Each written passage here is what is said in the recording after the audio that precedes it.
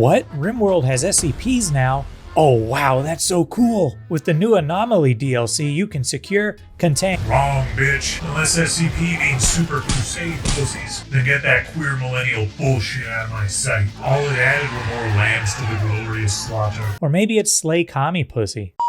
Yes, brothers, we're playing the new RimWorld DLC Anomaly. And of course, we'll be playing as the new starting scenario where our DEI colonists befriend a craven fentanyl-addicted zombie and walking pussy flap flesh monster because we're inclusive. We welcome all deranged they-thems on this channel. No, brother. That is pure unadulterated heresy, one which must be purged in a righteous crusade. For we are God's chosen, and we will see the demise of the alien, the heretic, the furry, the liberal. We will wash our chain blades in their blood and dance on their entrails. Except dancing is gay. So we shall march, brothers. March on to glorious crusade. In God's name to purge the unclean. In holy retribution. Okay. Well, let's play RimWorld, shall we?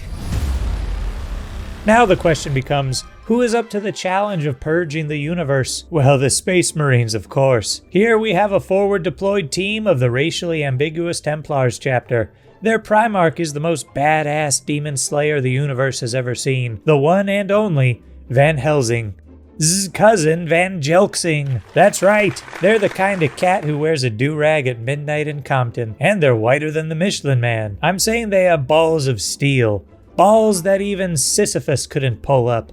Balls that could withstand Flight 93 ramming full speed into their gargantuan frame. Balls that a goat could— Alright, I got carried away talking about balls. Got a little Freudian there, so let's move on. Next we have the one and only Horace Puntercow. Shy, intelligent, and extremely breedable. Horace has wider legs than Megan Hall, an ass that just refuses to quit. Even after being fired for sexual harassment and having the cops called, that ass just refuses. And their balls are— Finally, we have Galmor Fago, who just sort of rounds out the team. Anyway, these murder machines are so against the evil injustices of the universe that when they were birthed, they did their own C-section so as to not come into contact with mommy's meaty grizzle flaps, for they must remain pure. They did not suckle upon their mother's mommy milkies, for that would be incestuous, and they must remain pure. As a sperm, upon being primed to ejaculate from their father, they cut their way out before being forcefully ejected from the scrotum, so as to not come into contact with daddy's little winky, for that, my brothers,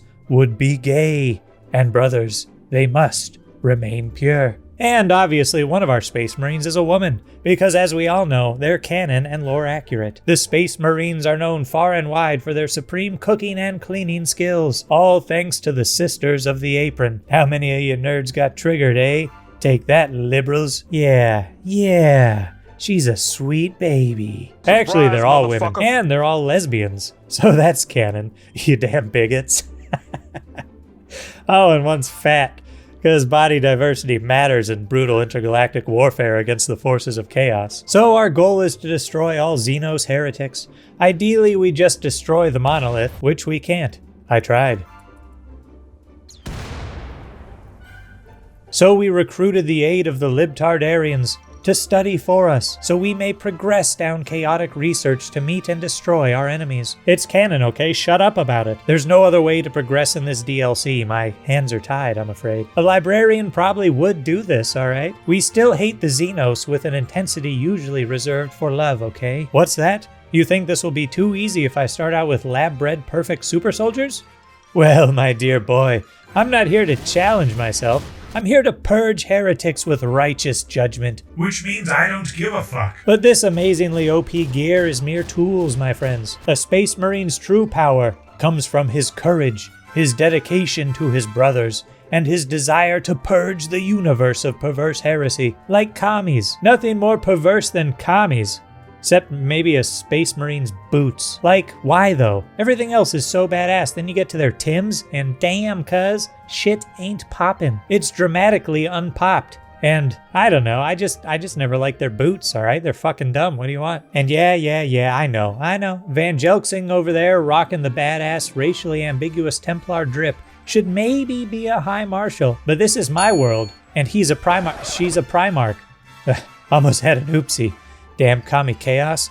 Forcing heretical words from my gobber. Yep, definitely the commie's fault.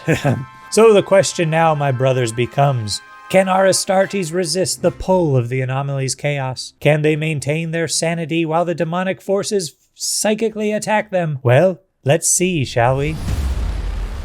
Our mission begins in the shadow of the blazing Green Dove Mountain, an active volcano on the edge of the world. We were deployed to this world along with our chapter brothers to reinforce the failing empire state of the Liberals, with whom we hold a weak alliance, for we suspect them of supreme heresy. Our foes are the attendees of FurCon 5069 and the Ligborks, both of whom are vile Xenos factions, awaiting extermination at the hands of our mighty legion. And lastly, we have reports of anomalous corruption spreading throughout the world. We will hunt them all down like a lone woman in a park after daylight hours. As Tony the Creeping Tiger would say, it's grape! With bolt and shell and chainsword, we shall convert the blighted heretics to the light that is the master of mankind, and destroy those who would resist his truth.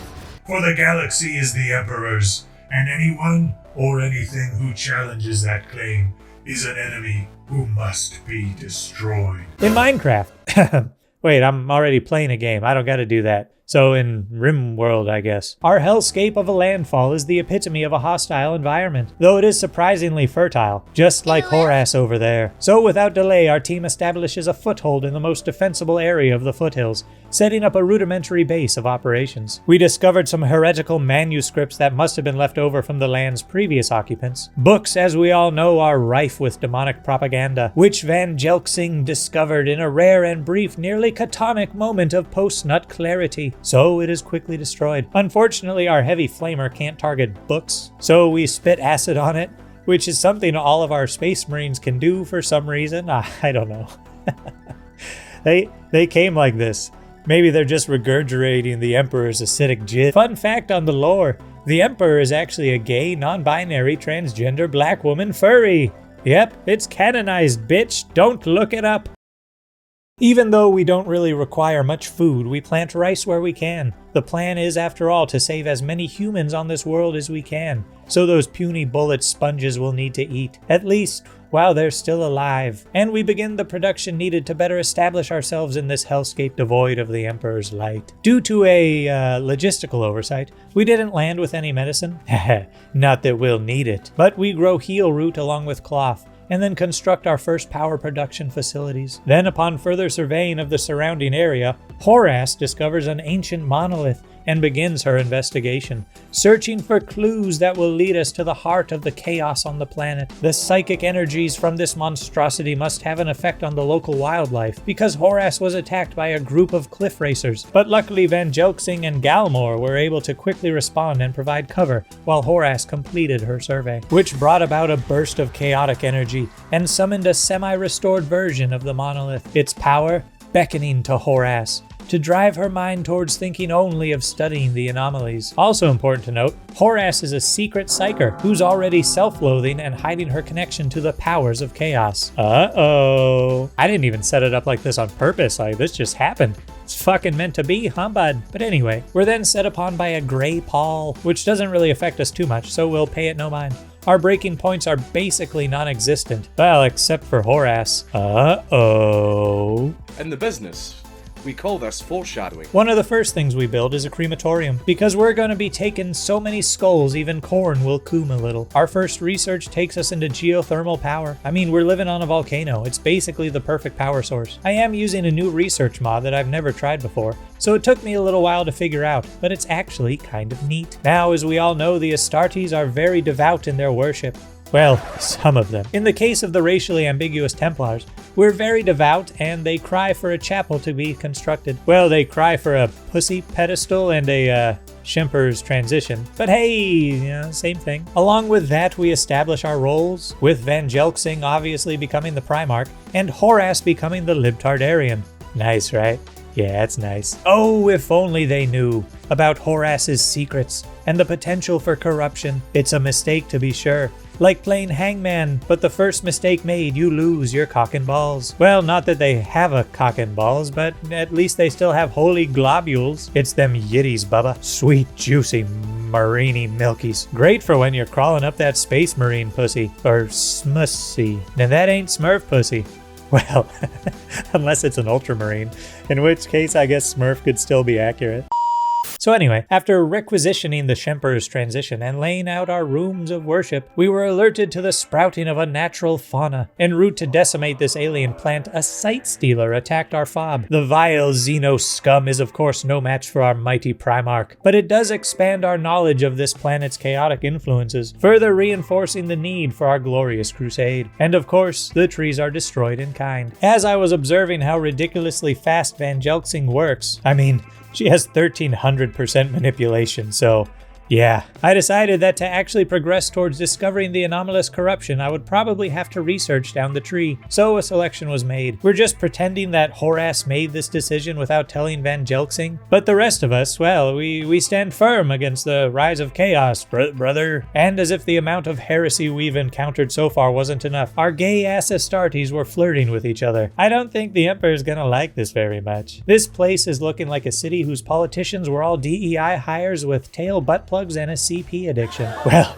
okay, maybe it's not as bad as Washington, D.C., but we're getting there. So more power goes down and more materials are exploited from the landscape. Then when a heretic decided to fuck around, well, he brothered out. You know, that line sounded cooler in my head, and now that I say it out loud, it's kind of shit. He found brother. No, that's shit too. Then when a heretic decided to sit around, he quickly discovered brother. Yeah, well, that'll do. It's better, I guess. Anyway, we fucked up 2 shamblers and added them to our codex. Our weapons were given names, as all good Astartes do. Knight's Camel, Anguish. The Rat, Night Coyote. And most fitting of all, Death. That one was Horace's. Go figure. Really writes itself, huh? The chaotic energies on this planet must be incredibly powerful. Van Jelksing and Horace became lesbian lovers by poking at her origins. Which I thought you weren't supposed to poke anyone's origins until marriage, so this chaos must really have taken hold. True unadulterated heresy. Just like this shambler who came back to life and limped over to get fucked again. Quickly they met a righteous end, and dropped a shard of dark incomprehensible technology. Horace convinced Van Jelksing of its use in defeating the vile planet's inhabitants. So it was retained, but only time would tell if it would further the crusade or end it. But thankfully, not all is yet lost. Our Covenant of Cheese Chapel is almost completed, and a nicer barracks is constructed. So thankfully, our ideology forbids lovers from shacking up together. So that's a good thing. Some purity remains as a defense against the heretical. And as further defense, the biblically lore-accurate Shemperor's transition is finally finished and installed in the Covenant of Cheese Chapel. With this, our spirit shall resist the fiend, the alien, the witch, the heretic, the traitor, the anomalous. Or, just give them a minor mood boost, but that's good too. And it's about time we gave title to our glorious crusade in the Emperor's name. Our strike force shall be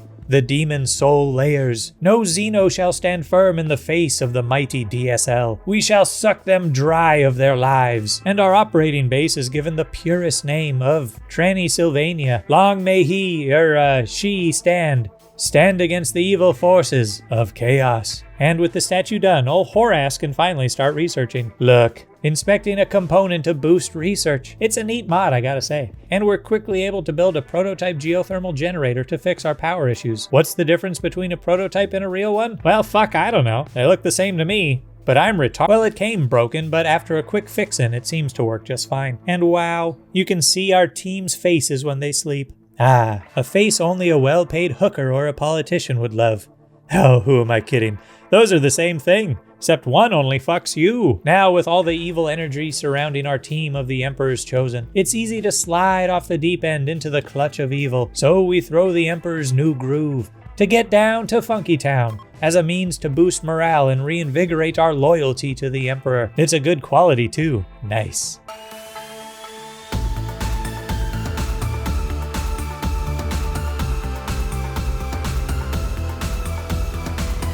Now that old-timey Astartes tradition is over with, it's time to turn our attention to defending our base. Choke points are reinforced to better funnel would-be attackers into our established fighting positions. They came out pretty good, but not nearly as good as when you scratch your extremely itchy asshole and you linger just for a few extra seconds, really taking in the relief, and maybe, just maybe, you slip that first knuck in Just the little first guy. Yeah, not too deep now. Don't want to become a liberal. Just the tip maneuver. Yeah. Anyway, with a newly crafted field research kit, Horace can study.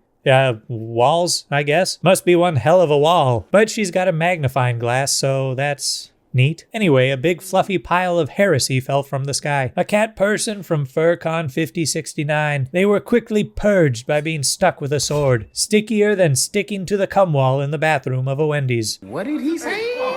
Research continues, as does Horace's heresy, which goes really damn slow, actually. Might be why you're supposed to, capture the Xenos and probe its butthole. Go figure. But our fob is coming along well. We are secure in our compound, and Horace convinced Van Jelksing that she needs a dedicated laboratory, a vault of sorts, to further carry out her research into the means necessary to defeat chaos. A deuce vault, if you will. Yeah, that's a good joke. What form of heretical perversion shall Horace perform under the volcano, hidden away in her secret lair? Only time will tell, brothers. Only time will tell. I interrupt this video with a message from today's sponsor. Do you like taking long-standing, well-established stories and turning them on their heads? Do you want to inject DEI into everything you've never paid a morsel of attention to? Well, then today's sponsor, Sweet Baby Incorporated, is for you. With Sweet Baby Incorporated... No, brother, we won't be sponsored by this heretical bullshit. Only a real sponsor. Only a brother's sponsor can grace this channel. We're sponsored by Manscaped. A true Astartes has smooth, shiny globules to increase speed and agility in glorious battle for the Emperor. With silky smooth globules, you can wage eternal war against the Xenos scum, the traitors, the heretics. Thank you, Manscaped, for defending the Emperor. Wow, that's rough on the voice. Okay, I'm not sponsored by Manscaped. I just thought smooth and silky globules was funny. Okay, so anyway. Normal operations continue throughout the passing days. Our fields grow incredibly slow due to the intense heat and ash-filled skies. Mining, however, is ridiculously fast. Thankfully, because we're burning through all of our resources faster than Jelksing can grab them. Production machines are created to further bolster our foothold on this world, and our Astartes get what little rest they can, brimming with social justice. Ever ready to face the enemies of the Emperor, we clear out the debris from our immediate area, causing an immense fire, but luckily nothing here is flammable because living on an active volcano, everything has already been pre-flammed, so it's of no concern. We do gain from it a mechanoid transponder. Yeah, I don't know if this would count as heresy or not though. I mean, it might count as heresy? I couldn't decide, so I just moved it to storage and forgot about it. Tell me in the comments, would this be heresy? I kind of feel like, yeah, it would be. I mean, as we all know, the racially ambiguous Templars think a gay man sneezing is heresy. So, yeah, anyway. To prepare for our ranks to swell with good, pure humans, we set up the means of arming them. Once they've been inducted into the Astra Militarum, that is, and our first rice harvest finally comes in, which we'll need to feed the guardsmen. A hospital is constructed as well. Not that we'll need it, of course. Nothing can penetrate our badass bitches. Well, except themselves. A communications relay and orbital beacon are set up to communicate with Holy Terra should the need arise. Also, I'm running out of steel on the map and have no advanced components. So, yeah, a crusade cannot function on Xenos hatred alone, brothers, as the Emperor tells us. Running out of ammo during a fight is gay. We clean and organize our base and alleviate our need for more power with another geothermal generator. More power, baby! And it was at this time I realized that my storyteller was broken. I swear I can't play fucking RimWorld without the storyteller fucking up. It's happened every single RimWorld series I've done. It's gonna be a meme at this point.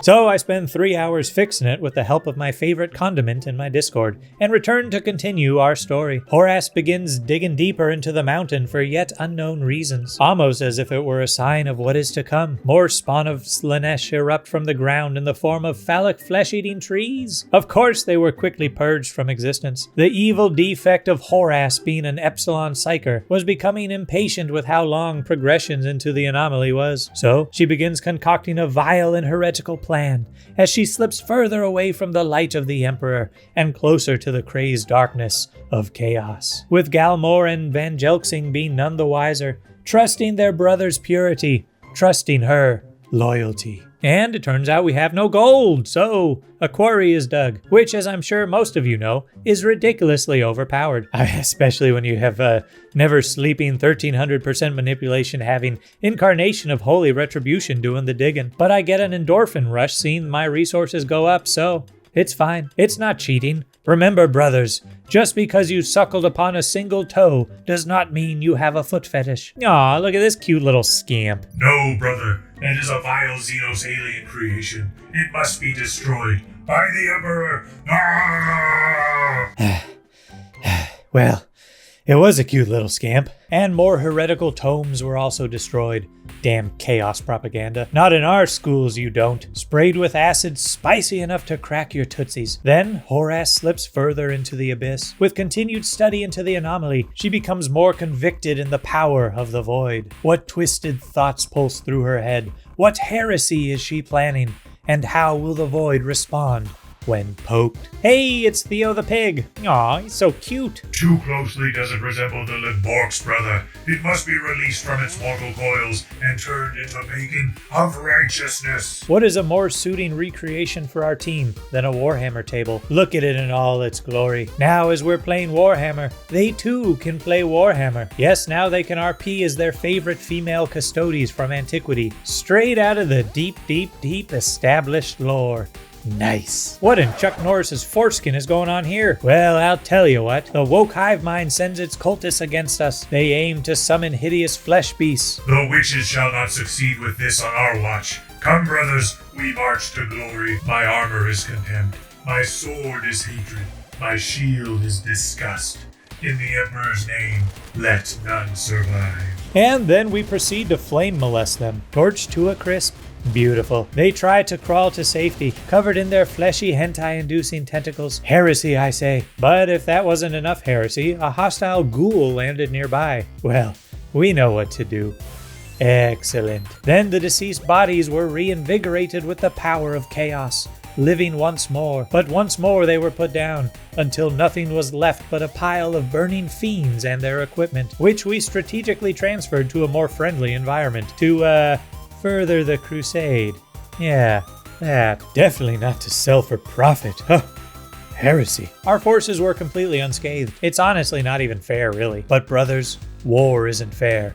There is no fair when dealing with the Xenos. Probably due to how excellently we defeated those scum, the Emperor rewarded us with an Astartes chainsword, perfect for Horace, who doesn't yet have a melee weapon. Praise the Emperor. I mean, I probably shouldn't be arming Horace, who, slips further away from grace with this anomaly bullshit, and who is also apparently getting high on smoke leaf, as if more heresy was needed. But I'll take this one. I never changed the drug policy. Oh, and no books either. Damn chaos in their books. Then a blood moon rises on this vile, corrupted planet, further driving Horace into madness. She slips further into a crazed solitary. Very ominous, I know, right? As we were cleaning up the bodies from yesterday's purge, the local government, like Gondor, called for aid, offering us a chance to destroy some heretical catgirl ears. So we took it, and the mysterious cargo fell from the sky. It was something called a revenant's spine. It pulsed with pure chaos. So naturally we stomped on it with our Astartes-issued Tims, and it dropped another shard of dark technology, which Horace quickly spirited to her inner sanctum. And if you think we fight this crusade alone, brother, well, you're wrong. Above our heads, in the heavens above, a space battle is taking place, with the bodies of defeated Xenos falling to Earth. Vile orc scum fell to their deaths, as did humans, whom we naturally rescued and gave aid. And they shall soon join the ranks of the Astra Militarum, after a full conversion, of course. We can't just let anyone into the club. We also discovered the demons of chaos, showing that our brothers above were carrying out the will of the Emperor, laying waste to the demonic forces of chaos, and the catgirls, and the sussy actors, who also happen to be a demon of corn.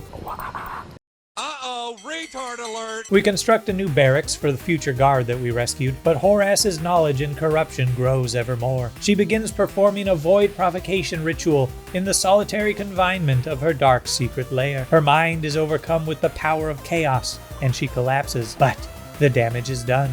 The void was called, and when called upon, it shall answer.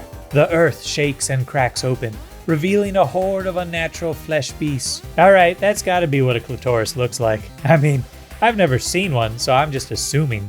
But I mean, the evidence is there. Our brave Astartes rush out to meet the Xenos scum and close the hellgates. The beasts burst into more aliens upon destruction, coming at us wave after wave. Van Helsing closes the first flesh pit.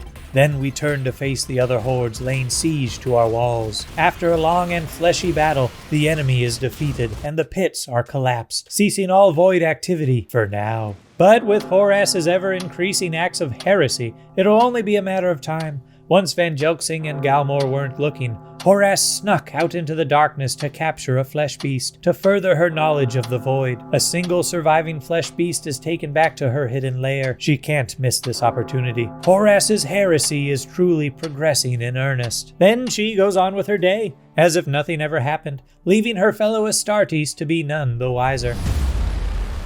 We then successfully convert one of the humans to become a simp of the Emperor. Recruiting can now begin, and just in time for the weak humans, our medicine is finally ready for harvest. But the liberals send a distress signal. Van Helsing cannot miss an opportunity such as this, so she goes alone, leaving Horas and Galmor to watch over the new recruits. Upon arrival at the liberal city, we find a massive growth of chaotic flesh, dead humans littering the streets. Sounds like San Francisco. Van Helsing begins bringing the judgment of the Emperor to the mass of flesh. She is then ambushed by the beast. Clever girl. But she stands strong. She's so brave, so strong, so Astartes. I'd feed her corn just so I could eat her shit. She closes the pits and eviscerates the corruption of the flesh, investigating the city, yet finding no survivors and no clues to why this happened. Unfortunately for her, she must continue to rely on Horas. But back at the FOB, a daring prison break is taking place. Unfortunately for them, well, and for us, the prisoner is killed. It was the already converted prisoner too, so that sucks. She was a good one. It's a bummer. But with Van Helsing still out on her mission, a stranger arrives at the colony, met by Horas in the field away from Galmor. The stranger claims to have knowledge of the Void's power. Intriguing Horas, she allows them to join, keeping their forbidden heretical knowledge secret and having this stranger join her in the unholy rituals of chaos. Since Orlov looks like a regular baseliner, Van Helsing and Galmor will be none the wiser, and not tipped off to the plot of Horas. But to throw a stick in the gears of Horas's plans, Orlov is overcome by the Void and moves to destroy the hidden flesh monsters being held in captivity, to free them from their torture. Well, Horas, still being considered one bad bitch, can't have all of her research destroyed by some human, so naturally she throws him into prison, and moves to break his mind and convert him to the way of the simp. No one touches Horas's stuff. No one. And yet another human fell from the sky. The potential guard forces grow, even as they diminish. Mentally, that is, as Orlov's mind breaks from reality. Too bad Van Helsing isn't here to witness his mental state. Only due to this is Horas able to keep her growing betrayal a secret. But some good news is that Boomer has been converted, and we can start recruiting. Again, let's just hope it goes better this time.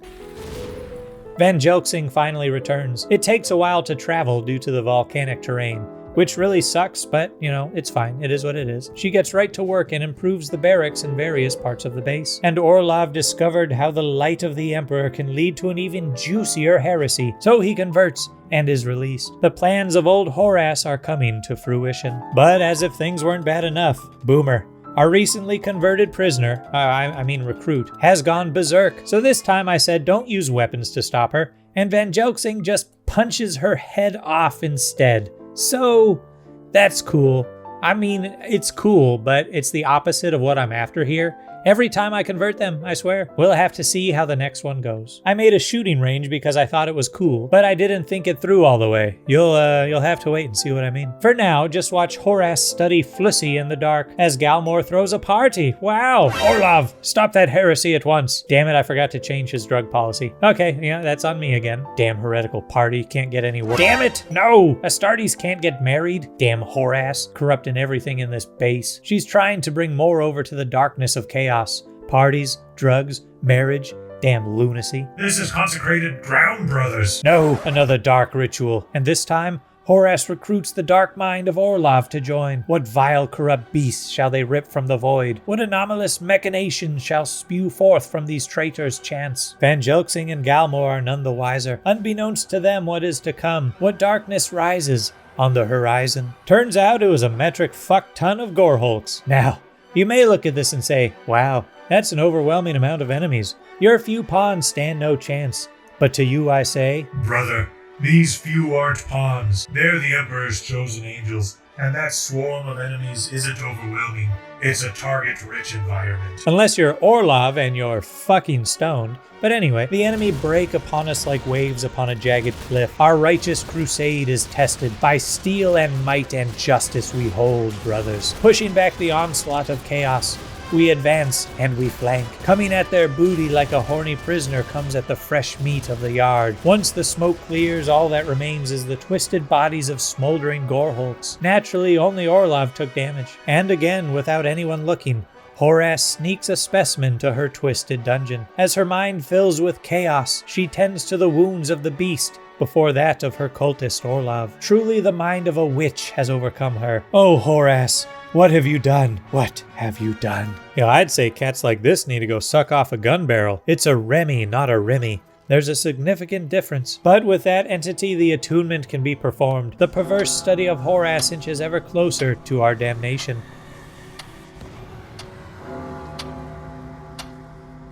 With that, Horace's understanding of the void increases. Its allure calls to her, filling her with the spark of an endless rage. A rage that could one day destroy her brothers. And again an ominous gray pall falls over the foothills.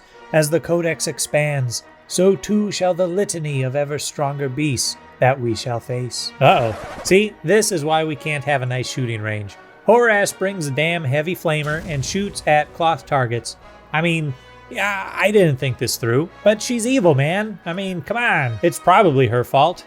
Anyway. As the ground begins to shake more violently than ever felt before, huge monstrous cracks rip the earth asunder, crumbling before our very eyes as a wave of fleshy Xenos erupt from its gaping crevice. Ahem. Fleshy Xenos erupt from its... Oh my god, this takes so long. Oh well, I see that this takes some time now. Well, in the meantime, the Ligborks asked for help, and you know we bin that shit. Damn Ligborks. So, nice weather we're having, huh? Yep.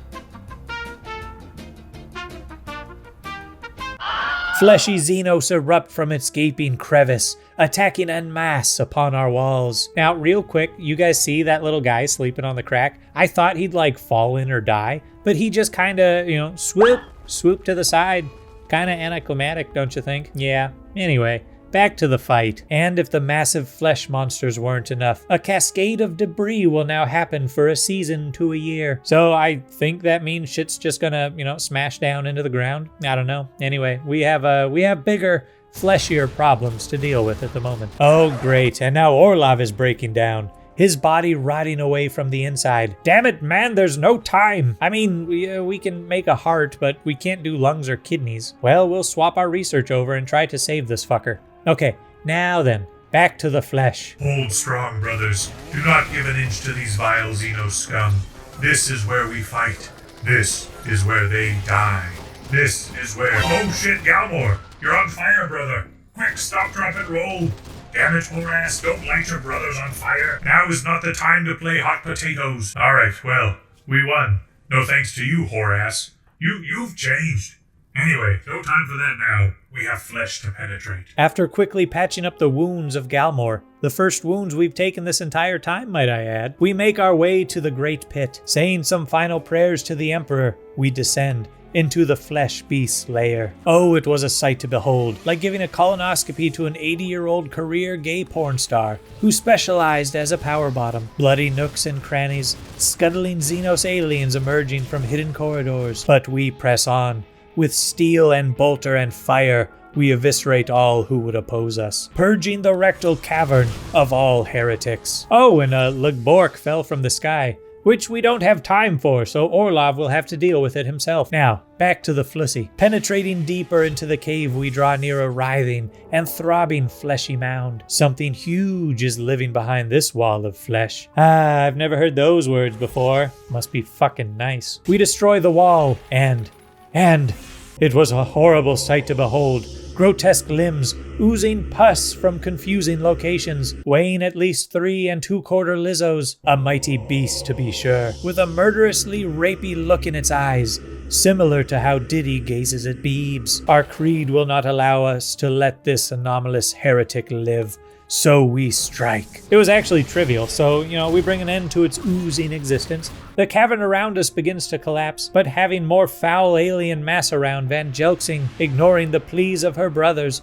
continues to attack, hacking and ripping flesh from the walls. In a hate-fueled rage, she fights. We also have like half a day, so that's honestly fucking plenty of time. There's no need to rush. Along with the flesh beasts, the Tyrannid menace were present and promptly destroyed. Who knew that Tyrannids and Chaos were working together? Vile scum. After the rage subsiding, our team exits the cavern, and not with a moment to spare. It collapses, sealing off the corruption from the surface. Forever. Oh, and well done, Orlov. He killed his first Legbork. Nice. But with the spelunking into a fleshy hole, Horas's knowledge of the chaotic void increases, giving her new insight into the evil heresy of its existence. What new atrocities shall she aim to commit? What heretical traitorous acts shall she perform? Can humanity truly be saved from this corruption?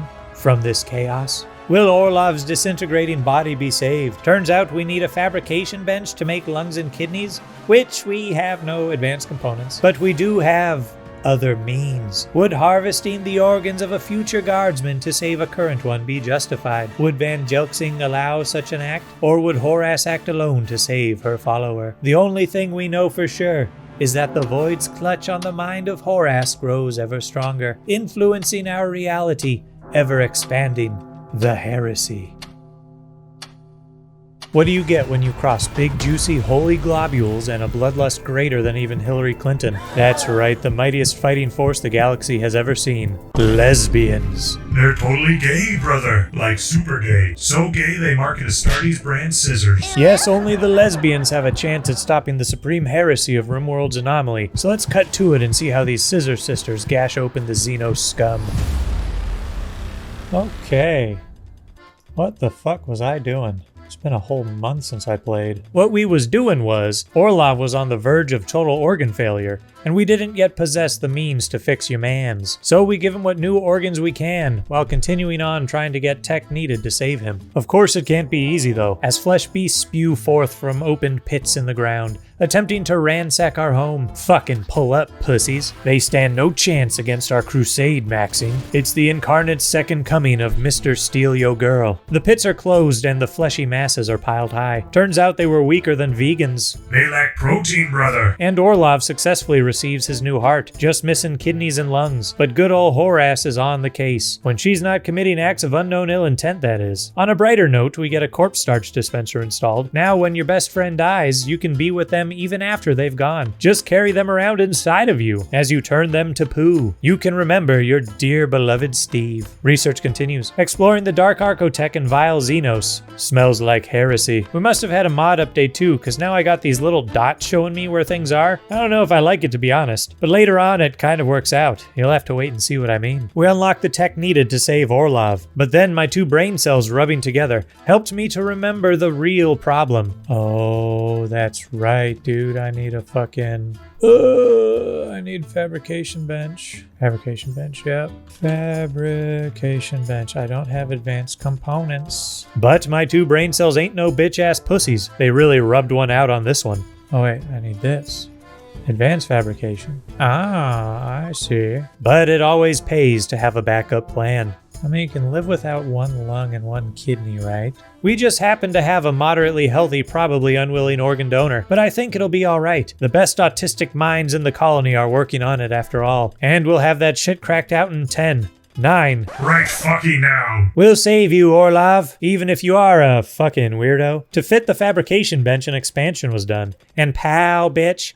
New organs at your service. This is so lit, even Chicago flinched. What else is pretty lit is all the tasty material Van Jelksing has been digging up. Is it a little much? Well, Yeah, maybe a little. It's not cheating when it's against heretics, brother. Then our prisoner converted to the simps of the Emperor, and we can begin recruiting them to the Astra Militarum. Galmore fucking collapsed too, but she's been working harder than former First Lady Michelle Obama's secret penis. A lot of good men died defending that penis.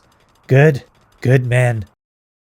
And bam, just like that, Orlov was saved. For better or worse, only time will tell. But he seems to be enjoying himself. Fucking weirdo, dude. Enjoys being covered in his own hot sick.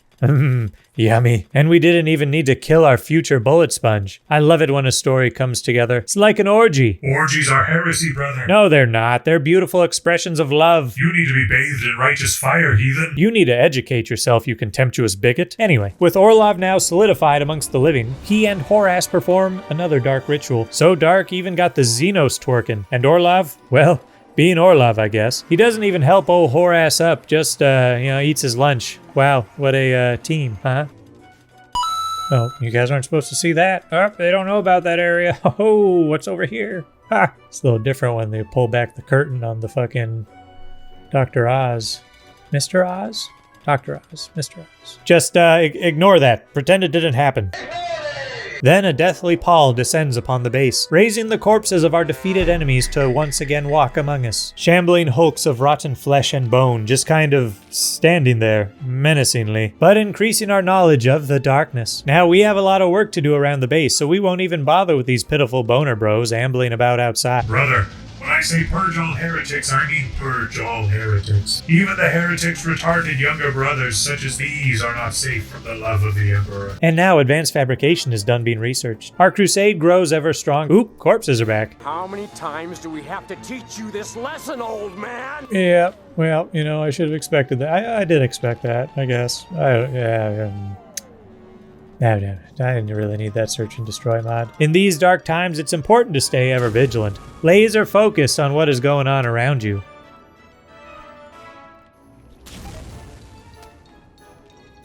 Oh. Oh, God. Oh, shit.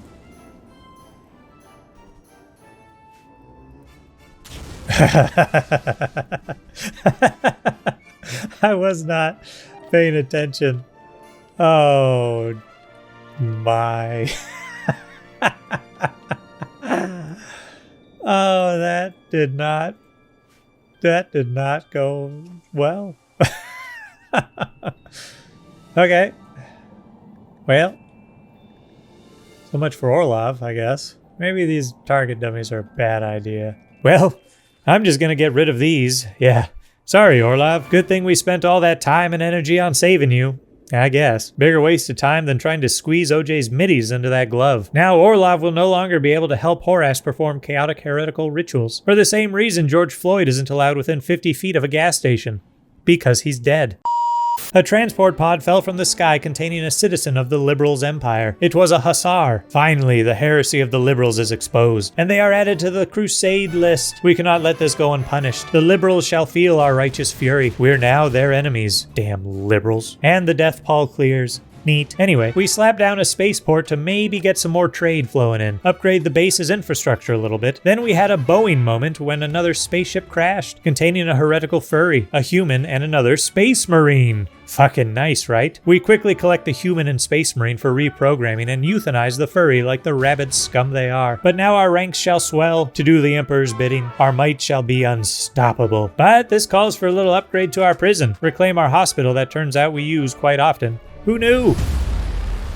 A solar flare erupted into the base. We now had less power than a black guy's smoke alarm. At this moment, our enemy chose to strike against us, amassing a wave of chimeras, hideous snaggle-teethed monstrosities. Jelxing, Galmore, you know what to do. Enter your paradise, heathen, for your virgins await you. We shall send you to them with a one-way economy class ticket, motherfucker. Well, that was easy, and another addition to our Pokedex. How about we force our slaves to fight each other for our own entertainment? Oh, how very Roman of us. How unbelievably cultured. Fight, fight, fight. Oh. Holy shit. That was fucking fast, huh? Pop.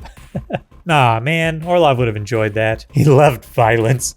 Oh god. Our recently acquired human is converted and recruiting efforts begin. The Space Marine, however, is a tougher cookie to crumble. We're only able to drop them 1 point at a time, so It'll take a while. Don't know why this nerd's so resistant. Be a lot cooler if you were a simp. Simps always get the bitches. I mean, just exactly how hard are you trying to hide from getting laid, bud? Speaking of getting laid, we gather for Jelxing and Horas's marriage. A disgusting omen from the Emperor is seen as a bacon-back bitch falls from the sky. As the marriage is then promptly called off. Typical woman. Can't make up their damn mind. Guess the wedding was just one big joke, like evolution. That's a good one, Satan. Oh, and we killed the pigman. However, another human fell from the sky, who was more paralyzed than Stephen Hawking as he watched naked midgets do math. We tried to save her, but we were beat there by a wild animal who wanted a taste of her fleshy hussy. Well, that is unfortunate. Can't win them all, I guess. On a brighter note, Adkins has now joined us to replace old Orlov, who is still, hanging around. I'm not going to rename any of the cannon fodder. They shall remain with their slave names intact until they inevitably die. They're like the random red shirts in Star Wars. Whenever Colonel O'Neill steps into his phone booth and a random red shirt is with her, you know shit's about to pop off. She is quite terrible, but we give her the customary nose job to sate her transhumanist ideals. She'll be hot as fuck with a whore-ass nose job, boy, I tell you what. Speaking of hot, the temperature of our volcanic paradise is about to go up, so better bring a towel. A combat supplier flies by and we unload all the useless weapons we've collected, and Horace performs another ritual, a solo ritual. Sad and lonely Horace, with only a now cold and soggy pile of Orlov's room temperature sick to remember him by.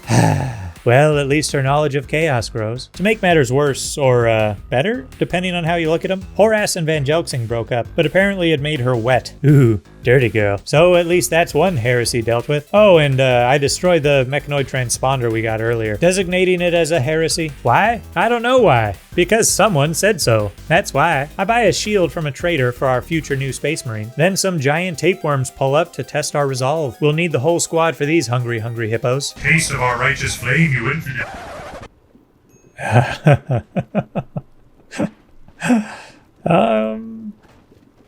Don't know what to do here.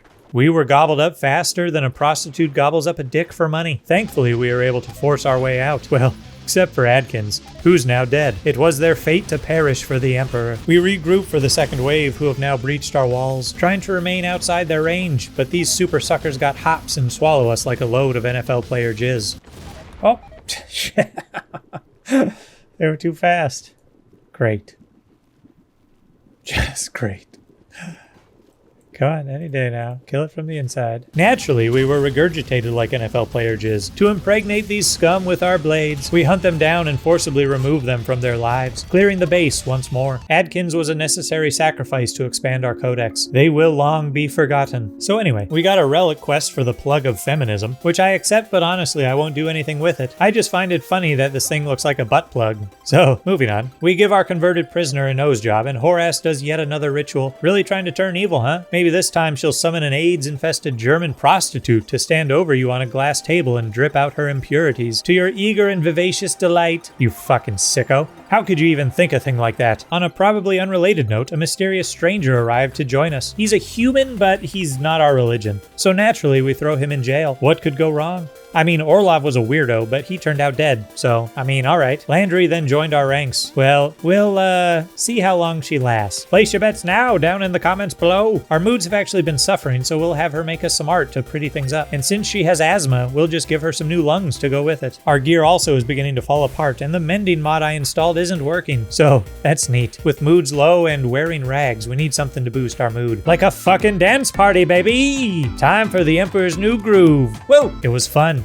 Dope. And we all got some go frenzies without even needing to do cocaine. But some more chimeras showed up, so just like in your sister's bedroom, we drop a big fat load of sweet gooey holy judgment. Go ahead. Ask her how that hot spunk felt dripping down her unrighteous visage, purifying her soul of, well, impurities. They crash upon Jelxing like maggots upon a pair of Skechers. This bad bitch don't need no man. And Landry gets her new lungs. Excellent. Our creepy new addition to the slave pens was converted, but instead of recruitment, I decided to study her. Mainly because I've never done this before, senpai. Ooh woo. And we actually depleted our quarry, which I've also never achieved. But Landry discovered a strip of fleshy tissue. Oh, I wonder who that could be from. We studied it, discovering its genetical makeup, and moved to interrogate the suspect. Now then, Space Marines, similar to real Marines, enjoy eating crayons and getting bitches pregnant. In this case, Splice seems to have gotten knocked up by one of our Josephinas and spewed forth a hellspawn straight from they-them's loins. Fragments of crayons and bussy blood were everywhere. It was magnificent. So, like a true liberal, we had to perform perform a 4th trimester abortion.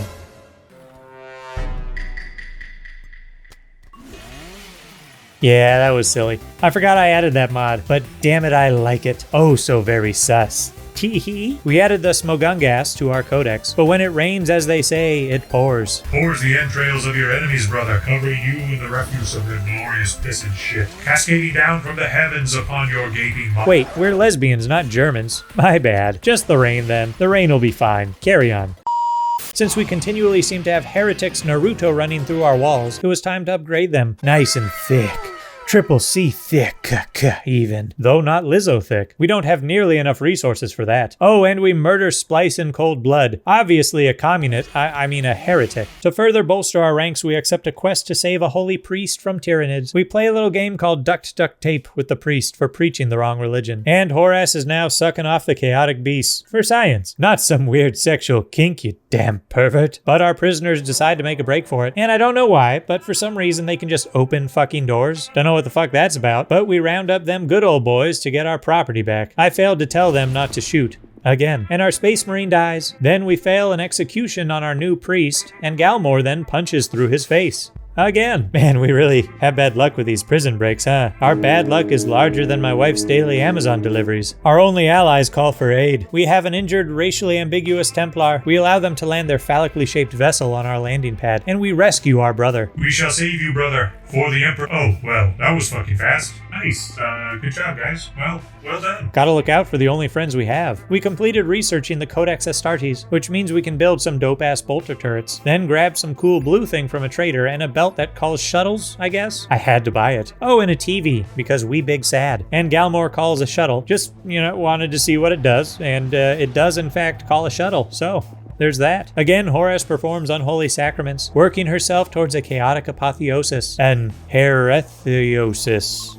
No, that sucks. Damn it. Then Galmor's identical sex doll arrived, increasing our Pokedex and giving us a new toy. So we took its skull and covered it in our sticky spew. Why? Well, why the fuck not? We then expanded our production facilities and made a new quarry, which is bigger now for some reason. I don't know. That's what happens when you wait a month between gaming sessions. Mods update and change, huh, Galmor? Then, in true lesbian fashion, Galmor performs a sort of self-suck, consuming her doppelganger's body for, science. Or something. It didn't actually do anything. Well, except make Galmor upset from tasting her own pussy. Must be salmon season, eh, Galmor? And then her mind shattered. Can't quite say why, though. What a, mystery. Anyway. Then, just as we were working on locking down the monolith, lava rocks came forth from the sky. Guess our volcano finally was able to push out all those kidney stones. Lucky guy. Flaming hot stones of justice. Just like Daddy used to make. Because he, too, had kidney stones. So did I, actually, and they really fucking suck. But we completed our monolith defense boundary just in time for those Tyranid scum to show up. They were from that quest where we got the priest, the priest who's dead, and of course it spawns in Horas's hidden lair. So I don't really know how to justify this. Maybe Horas used heretical wizard shit to disguise her witch-like ways or something. I don't know. Figure it out, dude. I got bugs to kill. We'll just call this a plot hole and move on, okay? But now, Galmor and Jelxine have started a lesbian love fest. Guess fighting really turns them on. Just start squirting all over each other in some form of zeal-based emperor loving orgy. Spritzing the emperor's love all over the enemy. Liquefied globule just oozing out at Mach 1. Which, it ain't pee, alright? It's not. Some horny-ass nerd scientist, bless his soul, did a study. Probably Harvard, I don't know, but why not? It's not pee, all right? Okay, it's 10% pee, 90% something special, like, liquefied holy globules. Anyway, our colonists then hear an inhuman shriek in the distance. Wait a minute, inhuman.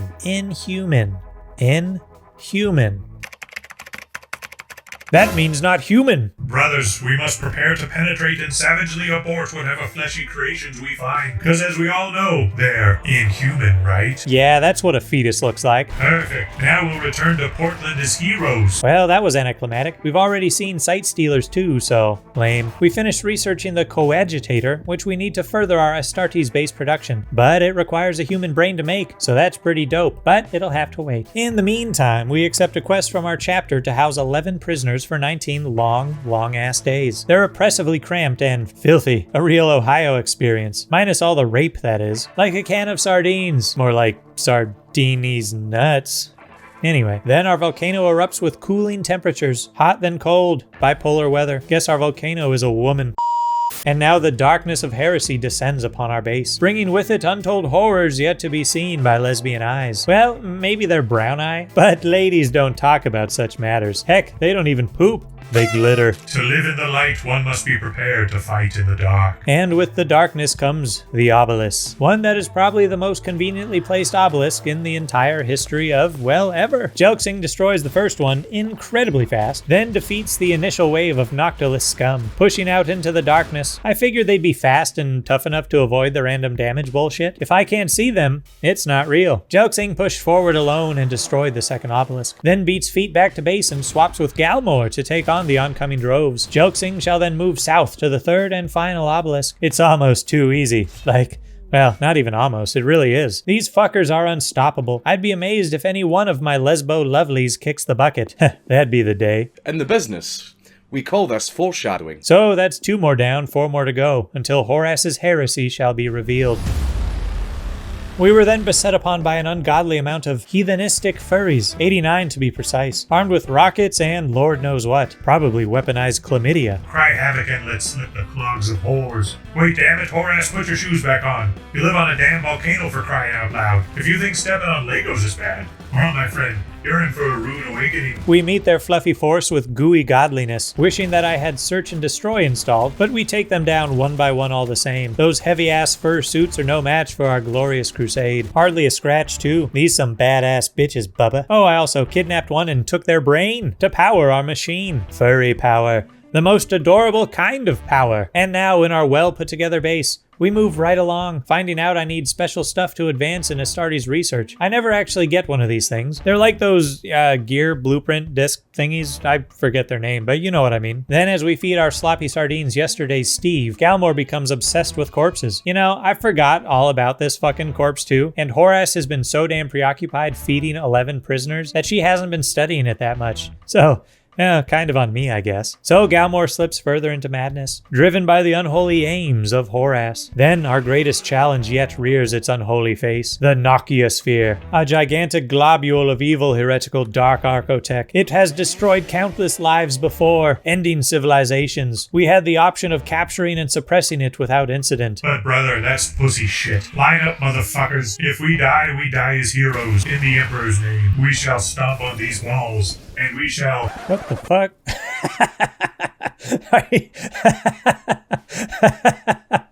No.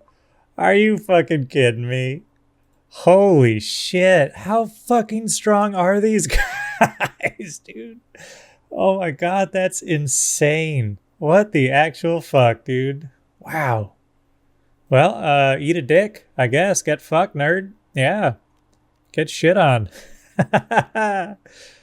What a bit. So, that was easy, eh? To celebrate, Landry will pig out on corpse starch. It's the only way to pig out in the 40,000th millennium. Yeah, fuck, I don't know. Anyway, as I was attempting to beautify the base some more to stop these damn mental breaks, the furries return en masse yet again to try and cram their red rockets into our spussies. They charge forth, blowing up walls for some reason. Oh wow, rare thrumbos, so cute. No time, brother, we fight. Ogle the adorable murder noodles later. Popping a combat command and performing hit-and-run tactics, tactical tending was required. But if things couldn't get bad enough, something awful will happen in the next few days, I guess. But we've got furrier fish to fry, Bubba. The order is made to charge, stealing themselves our lesbian trio advance and crush their weak, soft, fluffy nemesis, shearing them like sheep, barbecuing them like the animals they are. So, yeah, well done, team. Fuck you, furries. Turns out Van Jelxing's armor has broken. Guess that'll happen when you constantly send her to fight incredible amounts of anomalous enemies wave after wave. So we look to create new power armor, only to find out that our crafting skill is too low. And because I gave Galmor a critical passion in not crafting, her crafting will rise slow as fuck. She shall, holy fuck, that is hard to say. She shall sells shells by the seashore. Ah, fuck you. Now be making a metric fuck ton of children's helmets to try and level her crafting skill. It's not ideal, but you know, what else can I do? Our study of that beheaded, suckled upon corpse is finally done, and I take the quest to get some prestige cataphract armor for Jelxing. It's better than running around in her chonies, though that would make the next dance party especially jazzy. The quest will cause smoke at the colony. Since we already live at a volcano, I don't even pay it any mind, and you too can now forget all about the smoke. Along with that, we get a reward from another quest containing a biomutation pulsar, which was quickly spirited away by Horace to her lab, no doubt for dubious reasons. Galmor has yet more corpse obsession, and I remember that we can destroy the heretical corpse, so we do just that. Perfect. Take that, Satan! Our peaceful routine of farming and feeding prisoners leads to almost zero research being done. To make matters more dire, we're visited by yet another obelisk. This time, a pointy one. You know we went to smash it. But this move angered the phallus, saying it would clone someone and make them murdery. But they've never met Van Jelxing before. Get one shot, pussy. My guess is that she destroyed it so damn fast it didn't even have time to activate. So we're safe, I suppose, for now. So we continued in our endeavors, producing hats for all the world's children.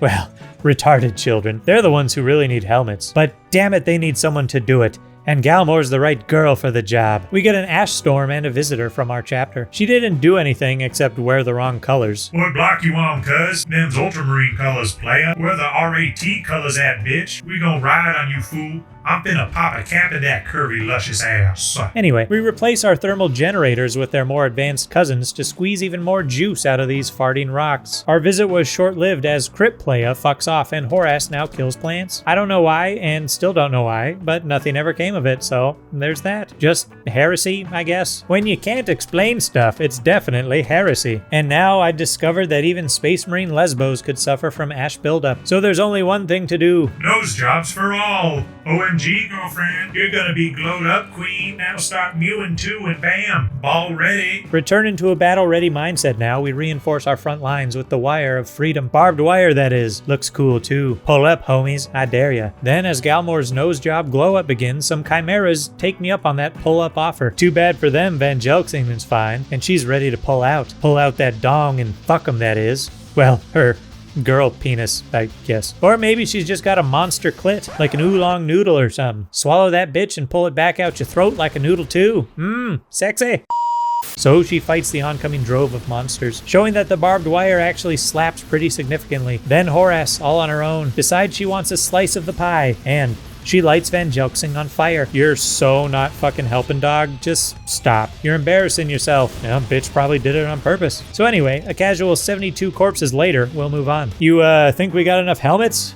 I'm done with it too, by the way. Her skill is dropping faster than we can make helmets, so, you know, fuck those retard kids. Their soft heads shall go exposed. And check out this militarized as fuck-ass monolith, dog. Fucking slappy, eh? Oh, and Van Jelxing, you whore. Now Van Jelxing and Galmor are set to be married. I thought for sure that after Van Jelxing dumped Horace, she'd go and bring back a new mommy from the Philippines. But no, she decided to redip her pen in the company ink. Classic Van Jelxing. A crazy crab claw obelisk now arrived, and you already know what's going to happen. Hardly worth even mentioning at this point. Yep, Van Jelxing happened. Just too damn good, dog. But our prisoners are finally ready to fuck off. So that's just what they do. Can finally return to researching and stuff. But we got 2 Archotech shield generators, so that's pretty dope. So our hospital is improved. An upgraded quarry, aka a deep drill, is built. And it must be that time of the month because we have a blood moon. These bitches are synced up so hard, even the moon's puss is bleeding. God, that'd be one hell of a tampon, don't you think? And with one more Pokemon to unleash the heresy, Horace performs yet another ritual. Perhaps her final one. And what was wrought from this seance, you ask? The malformed spirits of abortions past erupt violently and bloodily from the earth. Yes, it was a flesh mass.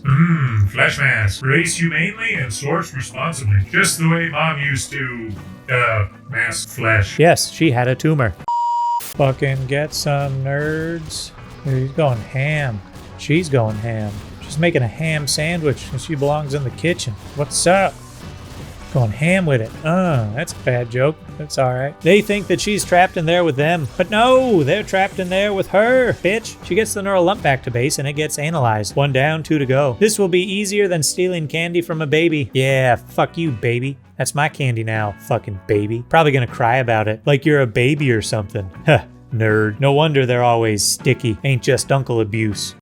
So now we wait. Forget that this is even a thing, and we'll deal with it when the second polyp is ready. In the meantime, I send Galmor off in her shuttle for a quest. There was a corpse wearing Astartes power armor, so Galmor will strip and ransack the corpse after dealing with the fleshy beasts in the area. Honestly, it was hairy there for a second. I didn't know if she could solo it. She's no Jelksing after all. But damn it, Galmor pulled through. She's still a bad bitch in her own right. Mission success. Well done, Marine. Go get your crayon dildo and get some R&R. Whoa, that's getting a little out of hand. But thankfully, the second nerve bundle has sprouted. So you know what that means. Mr. Fleshbakov, abort that wall. Galmor carves a path to the hemorrhoid and pulls a sweet Indiana Jones moment on the extract. This guy's got to be toasty as fuck, like just warm. You know what I'm saying? Oh, yeah, steamy. So 2 down, 1 to go, bitch. And we're out of steel. You know what that means. Drill, baby, drill. Van Jelksing shows us her inner American and summons her inner speed demon. Must have been the Daytona 500 in her pooch, baby. Damn. Then, for reasons, Horace used that biomutation pulsar, and I don't know what it did. There was a cliff racer somewhere, and now all I can find is Greta Thunberg's pussy. How dare you! Oh, and it's ready to spit acid, just like Greta Thunberg's.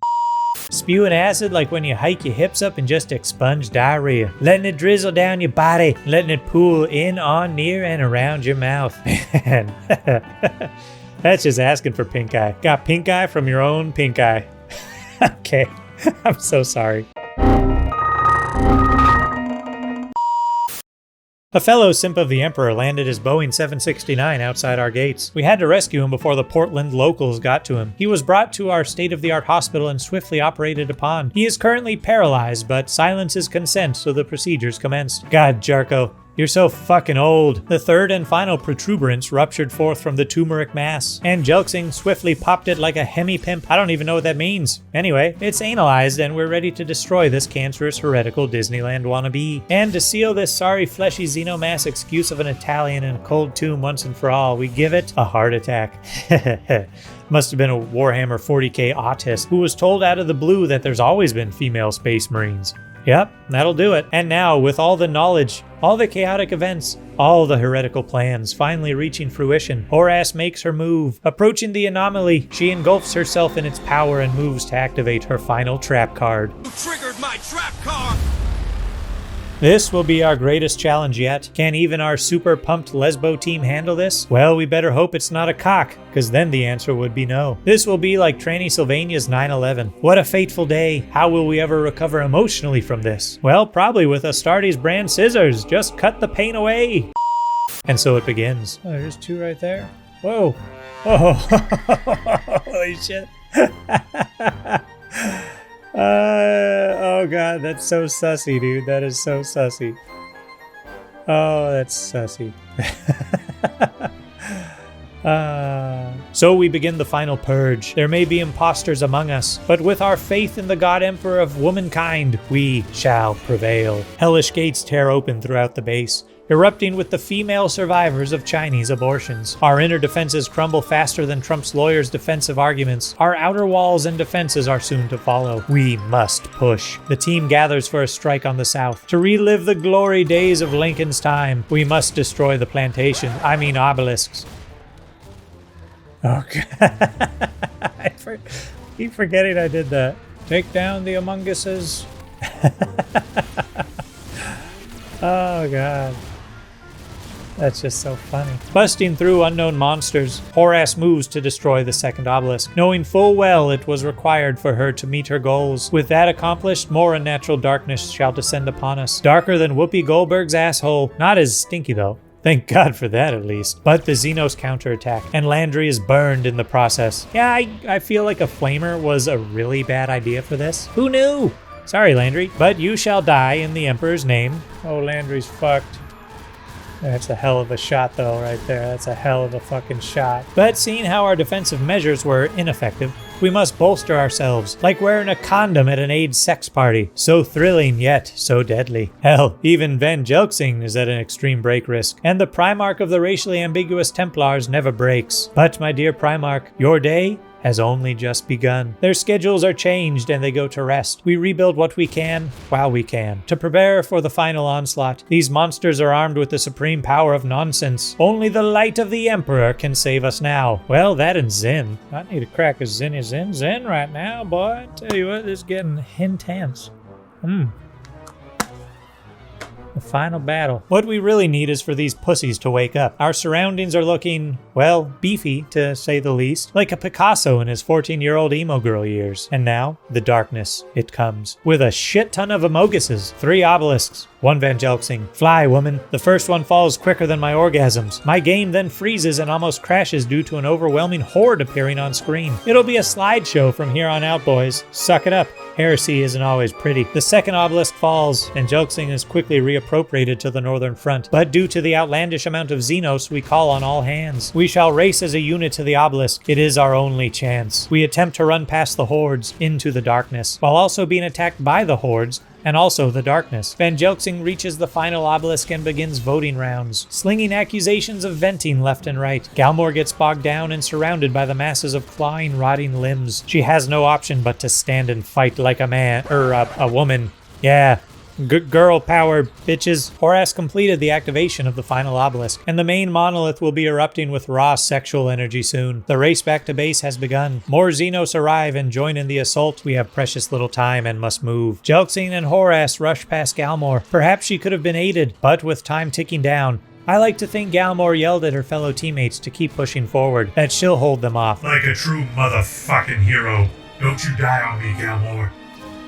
And she's dead. Bitten to death by fleshy mongrels. The damage wound up being too much for even her. There's just too many. It was her fate to die for the Emperor. Van Jelksing attempted to stand firm and let the horde crash upon her, but it was too much even for her martial prowess, and she shall have to pull back to the inner defensive line. We tried to clear the southern front before time, but Horace, whether by accident or on purpose, Probably on purpose, fucking bitch. Horace lit Van Jelksing on fire, and the turret started popping a little too close for comfort. So we pull back. With 1 hour left, we were running out of time. In a sheer stroke of luck, the northern horde seemed to be moving towards our western gate, which has been basically untouched as of this time, which means there was hope. Horace and Jelksing were extreme break risks. But Space Marines do not yield during battle, brother. The horde then broke through the northern gate, which unfortunately caused that massive westward moving horde to reroute back to the north because they could path to us, so our hopes were shattered. And then, time's up. The monolith erupted with raw sexual energy, drawing Horace in. The monolith was now fully awakened. Van Jelksing, in sheer desperation, escorts Horace to the anomaly to activate it, to end these endless waves of heresy. Then, in a blinding flash of darkness, Horace appears in an ethereal plane of chaotic energy, whereupon she's given a choice to end this heresy and embrace her brothers, holding on to the flame of life that is the Emperor's love, or to embrace the void, claiming its chaotic energy for her own, becoming a princess of chaos. All the time she spent with her brothers, fighting, laughing, living, loving, was it all for naught? Or will she perform the ultimate betrayal and be branded a traitor forever? She disrupts the voice. Nah, I'm just fucking with you. Horace embraces the power of the void, completing Horace's heresy once and for all. Horace is then warped and changed. Granted unnatural powers, she has become a communist. She no longer required food or sleep or brotherly bonds. Inhuman in the flesh, retarded in the mind, she has reached her heretical apotheosis, more liberal than man. A bright flash engulfs the battlefield. All the monsters were gone in an instant, and there stood Horace. Van Jelksing knew something was amiss. Without asking, she knew what Horace has done. All the dots now connected, able to see her conspiracy unfolded. Galmor's dead, Landry's maimed. The base is in ruins. The light of the Emperor felt so far away at this moment. But Van Jelksing is no ordinary broad toots. She's a real man, a real Space Marine, a real Astartes. Eyes filling with holy rage, she lunges at Horace to avenge her brothers and, well, Horace just won't fucking die. Her healing is unreal. It's gotta be a bug or something like. She doesn't have a head anymore. I don't know. I mean, it's kind of funny though. If that's not chaos, I don't know what is. We'll just pretend she's dead. Yeah.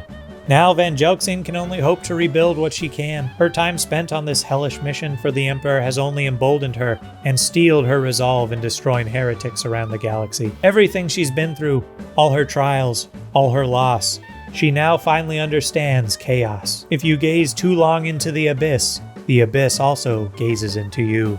And fuck, you may even get pregnant. So with that, I hope you cats enjoyed this video. A special thanks to the heretical members of the Cheesemonger Society, whose abyss I dream about gazing into. So I'll catch you cats on the flippity flop, and as always, I love you, bye. Can't you see I'm blazing? Still my heart is blazing. If the words kill me,